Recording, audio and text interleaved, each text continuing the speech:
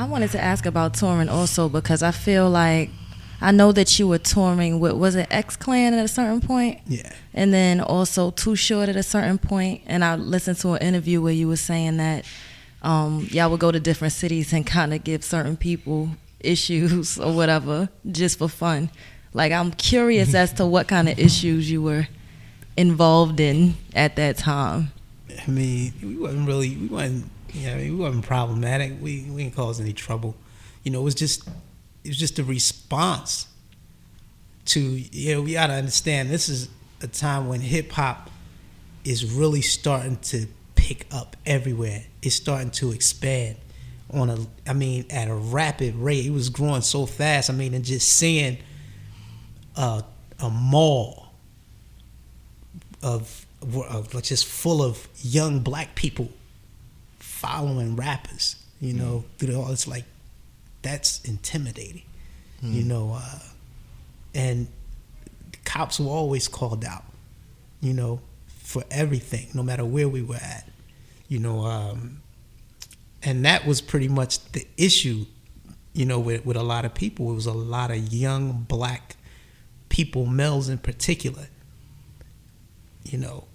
all over the place, in expensive hotels, in all the expensive stores, with crowds and crowds of black youth who recognize who they are, piling up in the stores. That was, not only was it surreal, it was informing. It was informing. It really gave me, that was my first time really understanding what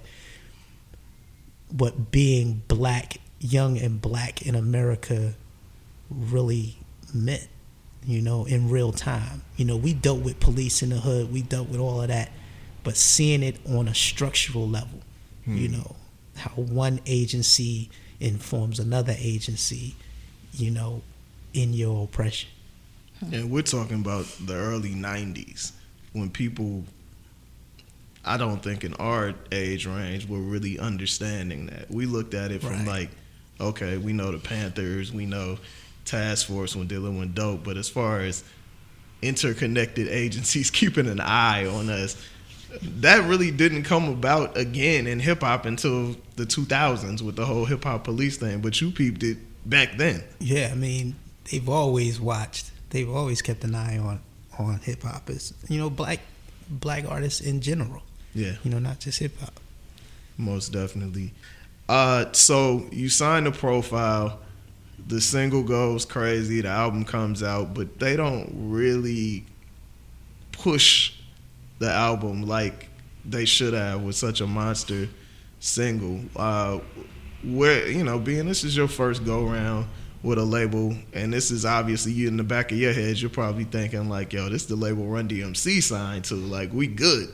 So when everything went down the way it went down, how, where were you at mentally with just your attitude towards Profile, your attitude towards the music business in general? I mean, I think that a lot of personal assumptions and prejudice went into the business at Profile as it related to Poor Righteous Teachers. We were who we were, and they would feel a certain way. Certain people on the staff, certain people running the company, they would feel a certain way about certain things we would say, and that would translate into their performance as far as their job at the label and what they were supposed to do. I get it, but at the end of the day, say what it is. Say what it is. And it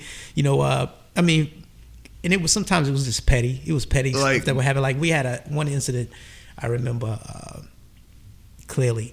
We were called into a meeting to be asked about our views on homosexuality, because there were, gay men at the label. Right. And, in very important positions at the label. Very important. So I have your check in my hand. Right. So they're asking based on a record. I think the record was "Get Your Homeboys Off the Crack," and I think the line was, "Are you fags back, because I'll tax all of them. Tell the fags to back, because I'll tax." Like, so, what do you mean by this? What do you have? You know what I mean? And I'm like, we use that term figuratively a lot of times. A lot, in our hood. When we coming up, I mean, a guy could punch you in the face and take your girl, and you're gonna be like, that faggot. Yeah. Right. You know what I mean? It's like, at that time, I wasn't even on it like that. I mean, I'm not writing thinking about homosexuals. Right. In no way. You know what I mean? I mean, I get your argument. I get your struggle. I get where y'all going with that. But at the same time, it's like, okay, this is art. It was just ridiculous. Like, why are you questioning me about a song? It was just ridiculous, So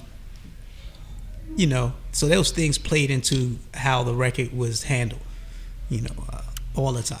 It's a trip that you say that because, like, so many times when we would hear artists complain about the label, it would always sound like it was like this big monolith, but really it can be like one or two people in the cubicle that then decided, I'm not doing my job today. Absolutely.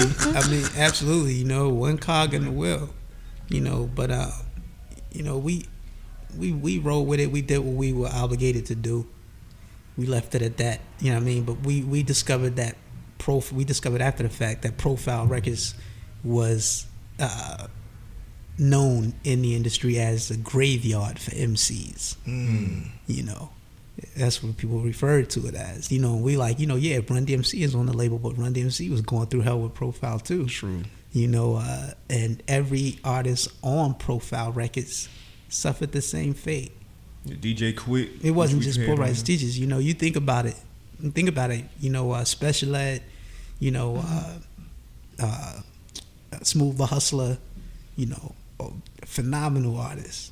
Phenomenal artists that just, like, what happened to them? 9. Yeah. Like, what happened to those artists? You know what I mean? It was Profile Records, man. Profile Records was one of those labels, throw it on the wall and see if it stick, and if it stick, then we'll promote it until it loses its adhesiveness. You know what I mean? And after that, it's just what it is, But that's what Profile Records was, There's no way to ever really tell with it because they used to call Koch the graveyard too, and then Koch turned into E1, and now E1 is okay. But look, but think about it, right? Koch Records occupy the same building as Profile when Profile closed. No, the same floor, the same office. That's crazy. I didn't know that. Yeah. 740 Broadway. That's Profile and Koch address. Golly. Ghost of jerking MCs past. Right. Absolutely. You know what I mean? So, but you guys ended up staying there for a minute. Like, y'all released 4 albums, right? On Profile. I mean, we stayed there because we had to, just like Run DMC. Yeah, Run DMC they wouldn't let you go. Wouldn't let Run you go. DMC, I'm sure somewhere in their careers, somewhere that time, they were like, yo, we bouncing. I mean, and think about it. They had the most powerful music mogul in the world in their corner, and he couldn't get them off Profile Records. That's crazy. Yep. That's unfortunate. So, and honestly, man, going into the second album, Pure Poverty, which arguably is better than the first album, were you guys like disgruntled, like, we got to record this album for them, or were you just like, we're going to do what we do? Nah, I mean, we were making music. You know what I mean? We were making music. We wasn't going to, shortchange our fans, our following, and ourselves. You know what I mean? It's what we do, and we're true to black music. It's black music. So when you're making black music, you're making it from a history and an experience. You know what I mean? So yeah, some of what was happening, the emotion of it, translated into music, but it was supposed to. Got you. At what point during this time, because you guys are the new guys, sort of, and making a lot of noise, making music that's different. At what point did you see other artists and other groups kind of like biting what y'all were doing and then having better promotion so it just looked bigger? Immediately. Sooner. I mean, but I didn't look at it that way, but it was obvious. You know, sometimes it was obvious, sometimes it was subtle. You know, but other artists would say it to us more than we would ever say it. We wouldn't point it out. We wouldn't say anything because for me, that's what music has always been. I mean, you see something, you like it, it influences you to some degree. You take a piece of it, you know, you remix it, you know, and you do your own thing, you know. But when you take, you know, depending on how much you take, I guess, right. You know what I mean? So artists would come up to us and say, yo, these dudes is just, they like a copy of you. I mean, that happened a lot. And that was during a time where, you know, biting was like it was taboo. Right. But, you know, Right. it's a few examples that from the flows, Right. especially, that was mean, pretty. Yeah, you could go back obvious. right now if you're a student of hip hop history, you can go back and you can listen to some of these artists before Poor Righteous Teachers came out. Some of them who were already making music. You can listen to them and then listen to them after Poor Righteous Teachers came out and gauge the difference from there. You know, It's like BCAD. yeah, I mean that's what we used to say. Right. The joke was that Poor Righteous Teachers were only promoted good enough for other people to take what we developed. You know what I mean? Man, You know what I that's mean? We terrible. one of those. You know what I mean? We like, you know, Poor Righteous Teacher profile promoted y'all just enough for other artists to take what y'all did and have it marketed through a major label. And not to stick on, this is the last profile quote, but I think this is the one that really tripped me out, is when you guys dropped the New World Order album, and was it 96? Yeah. And mind you, 1996, for those of y'all, because we got young listeners, older listeners, in 1996, the Fugees were as Justin Bieber times Future times any other huge artist right now. That's how big they were. And you guys had a record, a dope record, called Alias with them, and the label didn't push. Like, how did that happen? Oh, that's see, and this is one of those things that I don't. Radio, labels, just the business. You know, I call it black music, white business. You know, the business part of it is so. I mean, it hurts the music. It hurts the culture. It destroys culture. All right, with Allies, with that record that we did with Fugees, when Poor Righteous Teachers contacted Fugees to do that record, Fugees hadn't even had a record out. Their record wasn't out. They had just came off of the previous record, Blunt Off Reality. Yep. I believe it was. That was their record. You know, when we contacted Fugees, when we went in the studio with them and started working on that record, when we went to their house in North Jersey, the Booger Basement. We went there, met them there, sat down. They were working on the score. It hadn't been released. They were working on the score. And we were going into working on a New World Order. But we called them. Nobody knew what the score was going to consist of. Nobody knew the score was going to sell 17 million records. Everybody was judging Fugees off of that first offering, right? And this is when Hez was saying the girl should go solo. Right. Right? This is when everybody was saying the girl should go solo. The girl should go solo. Even people at the label told us, look, do a song with Lauryn Hill. Wow. And I said, nah, I'm going to do a song with All the of them. Fugees, Yeah. right? So we did a record with the Fugees. We said, okay, we're going to do a record with the Fugees. So we made the agreement to do the record, you know, paid them to do the record, everything. This was before the score came out. So when they got the track, Culture produced the track. So they got the track, they wrote their rhymes, everything. We set up the date for the studio, but by the time we got in the studio, the score had already came out and went platinum. Right. Right? So now we're in the studio. You go in the studio, we record the record. You know, the record is done, and now the politics around the record kicks in. Right? So now we can't put the record out. They denied us the right to put the record out on the Sony Columbia side. You know what I mean? And that's the thing, you know, it's like how much control do the artists have? You know, I don't know if the Fugees had the power to say, yo, let them put the record out. You know what I mean? Let's put this record out. But artists are doing it all day today. You know what I mean? Today, artists are doing records. They all doing records like they doing records with each other and putting records out. And I'm like, here are the conscious heads. You know, they were doing it back then. But the conscious heads, here we are. We can't do a record and video together. Right. Hiding behind the paperwork. And we were. I mean, I've went places and performed, and people said, "Y'all remind us of the Fugees." And it's like, dude, we was out way. So before. what I mean. So I understand, from the business aspect of the equation, why a record like that wouldn't be allowed to go out. I knew those things that I spoke about in that record in 1996 when we did the New World Order record. So putting it together in 2005 when I did the Globe Holders record, it was just time for me to say it. It was time for me to put it out, or maybe the music behind it didn't develop until it did, and that's what brought it out. Because a lot of times the music dictates. That's something that's new to black music. Yeah.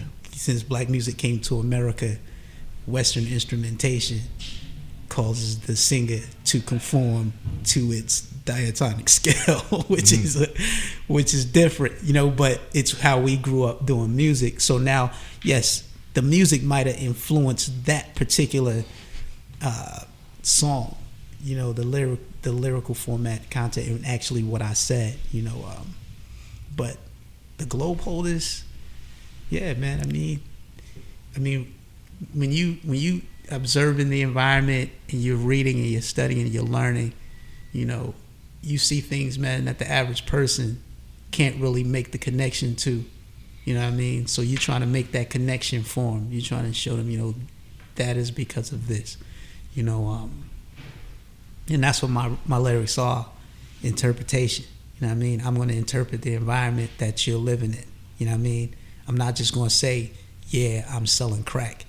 I'm going to say I'm selling crack because Freeway Ricky Ross was given unlimited amounts of cocaine by the CIA who was trying to finance a war in Nicaragua.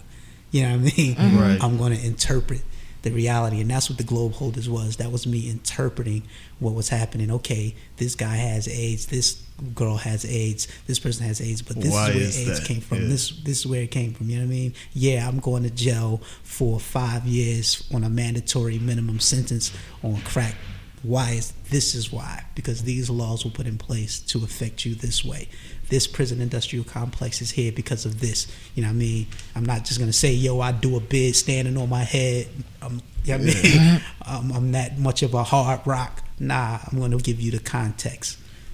Granted, a lot of artists, they love the luxury of having, a major label behind them pushing their products and whatnot, but do you find, I guess, happiness in knowing that, you can say things like that, you know what I'm saying, when you're doing it on your own? Granted, there's going to be a lot of late nights, you know what I'm saying, like booking your own hotels and flights, figuring out how you're going to get this project out there. I know that, but do you find, happiness in knowing that, well, I can say what I want through this avenue instead of having to, deal with those instances that you had to deal with, like a profile where somebody just don't want to do their job that day? Right. I mean, that's the point for me. That's the point of independence, self-determination. You know what I mean? I need to be able to say what I feel the way I feel it. That's what black music is. Black music is an expression, of oneself, our environment, our history, experience, our triumphs, our struggles. It's all of that. So if I'm going to tell a story, if I'm going to interpret it, I need to be able to interpret it fully. I mean, that major label dynamic, that power relationship between the major corporation and the artist is what creates this reality we have today, where artists are limited, one-dimensional, and pushing a single narrative that is detrimental to the entire community. You know what I mean? In fact, that's the subject of the book that I'm just finishing up now, 3/5 an MC, the manufacturing of a dumbed down rapper. And I'm explaining that environment. The major label is the reason that we're in this space where artists are muzzled, because they feel like if, I can't say this. If I say this, it's career suicide. Why is it career suicide? Because the power relationship that you're in is one dictated by old white males. Mm-hmm. And those old white males feel offended by that particular subject matter. But this is my history and experience. If my history and experience offends you, that's because you're the culprit in my history and in the not so rosy parts of my history and experience, and you have a problem with that, And then you have to consider upwards of 80% of record sales are purchased by the majority white population. You know what I mean? Mm. So they're like, okay, why should I put out a record that's going to make the white population who's buying 80% of the records feel guilty, offended, or slighted in some kind of way? So now we're in this space where we feel like we got to make music that is acceptable to the white power structure. So now a platform for the expression of black struggle, history, and experience, that's what the platform was rooted in. We didn't have a voice. Hip hop gave us a voice. So now that very platform that we created to interpret our environment, to express to the world how we're living, what we're going through, and how we're dealing with life, is now been co-opted and usurped by the very power structure that denied us a voice in the first place. I refuse to be in that space. That's why you'll hear me say cracker on a record. Because if you're going to let artists say nigga all day long on a record, why can't I say cracker on a record? Right?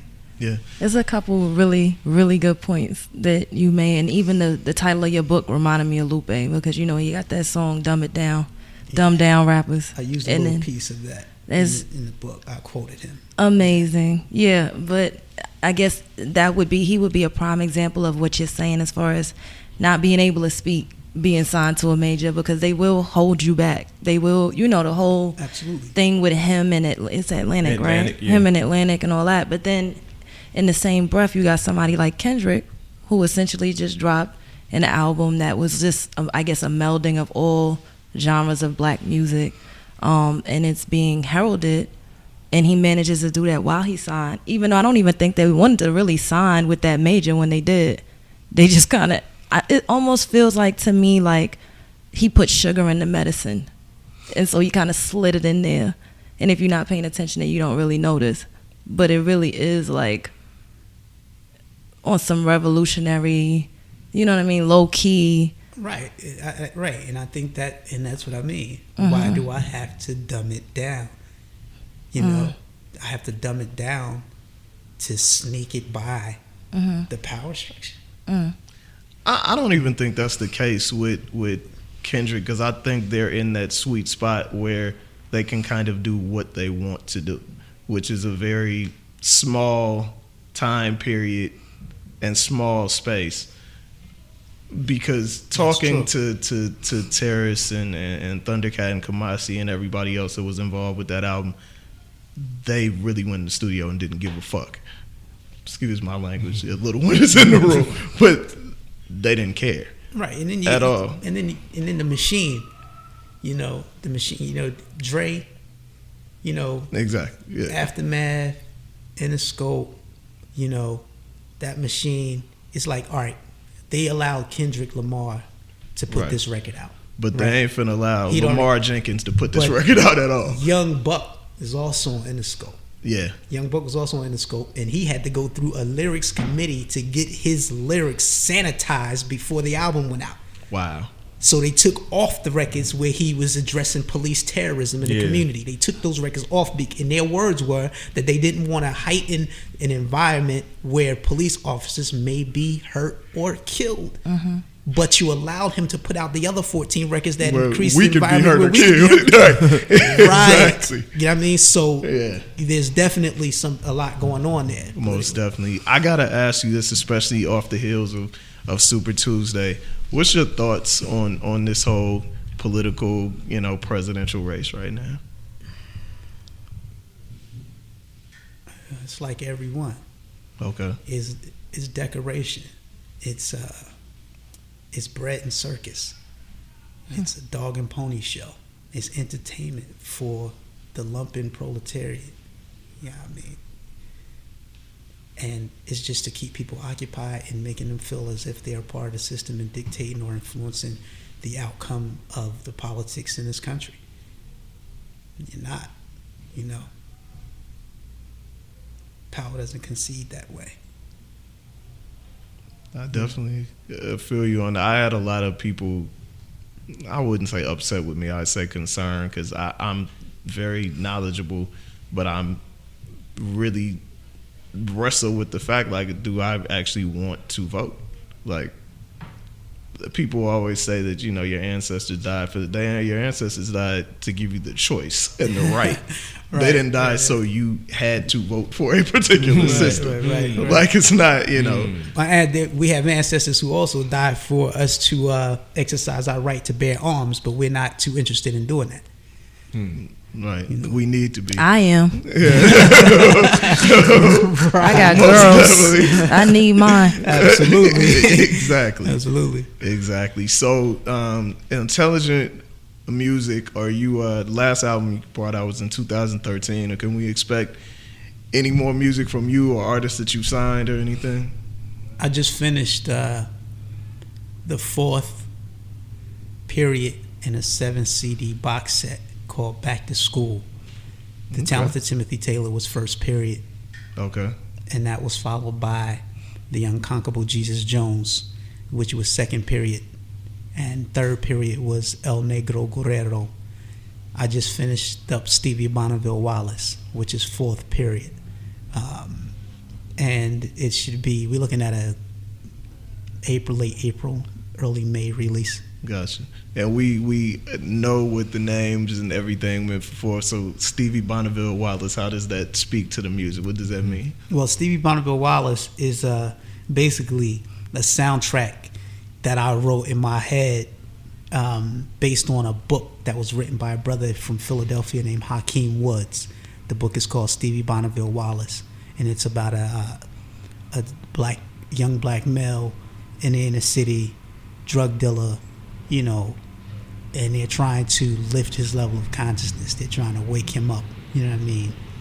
So, and in the process, you know, the community, you know, it addresses revolution, the black struggle, all of these things. So I basically took that book. Things that you could never do on a major label. I read this book, right? Right. Last thing, man, I know you do some nonprofit work and everything. Can you speak just a little bit about your community work and nonprofit work? Well, right now I'm here in Atlanta, and we're fleshing out a recording arts program, you know, called IRAP, you know, Intelligent Recording Arts Program. Myself and a brother that I've known for a while, you know, so we've been meeting with some people down here that's in some strategic positions to help us bring that to fruition. You know, that's something we want to do. You know, and it's in the line of what I've done before with the Intelligent Media Program, Intelligent Seeds, which was a youth media program that taught youth how to create documentary film, you know, of substance, you know, to basically interpret their environment in film, you know. So now we're moving into this thing. Man, we really appreciate you coming through. Anything we can do to help with your movement, let us know. We're there. Please let us know where they can reach you on your social media and all of that stuff. At Wise Intelligent, Twitter at Wise Intelligent, Instagram at Wise Intelligent, Facebook Wise Intelligent. That simple. All right. Spell it like you spell in a dictionary. Exactly. Not no Z's and two F's and all of that. Well, you're listening to Day One Radio, ABLradio.com. Thank y'all for tuning in. Hopefully you learned a lot from this episode. Go out and, like I said before, listening to the old PRT stuff, listen to Wise Intelligent solo music, and we will see you next week.